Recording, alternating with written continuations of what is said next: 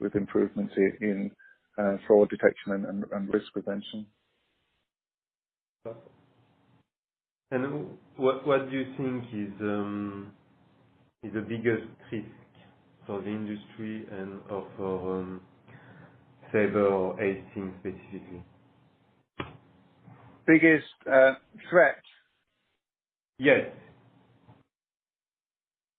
I think that in terms for Sabre, I think it would be the improvements in technology, making the sort of core customer segment more attractive to other insurers is probably a threat. And I think with Hastings, it's probably a similar thing. If insurers are able to improve the way that they operate with system improvements in terms of fraud detection, allowing them to open up their footprints, then there may be some risk there.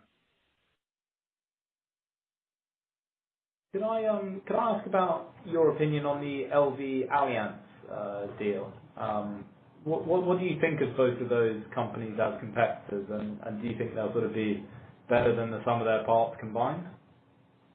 Yeah, I mean, LV certainly very good in terms of retention rate, but I think more as a function of the type of business that they have on board, so much more lower premium, older drivers.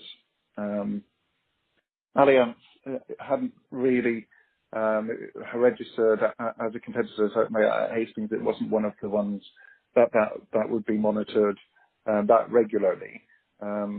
So yeah, not too sure on that one. Probably will be something that could be beneficial for LV.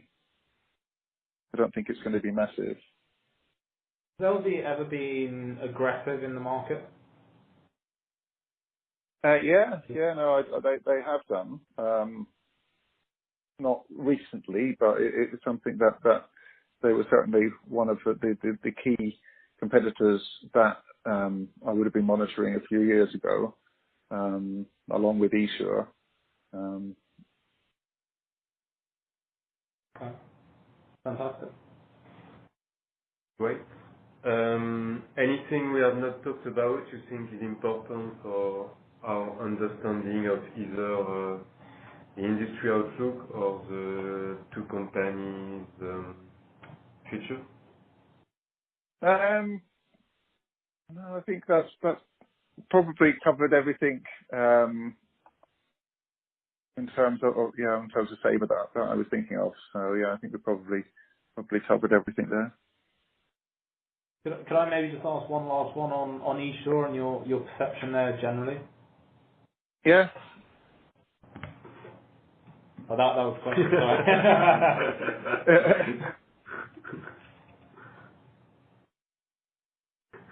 Sorry, yeah. Okay, sorry. Yeah. No, I think Esure are in a good position, and they have done good things over the past couple of years.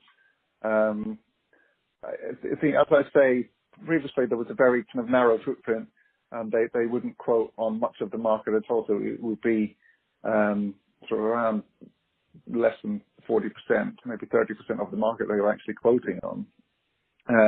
And from my observation, tended to be cheaper than they needed to be. So there were value opportunities being missed there.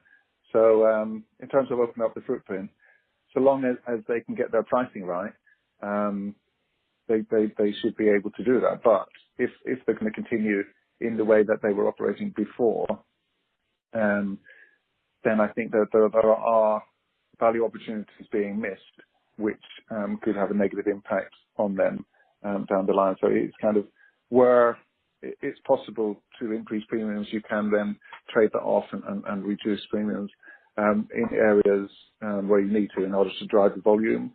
And I think it's important to be able to charge the right amount where you're able to charge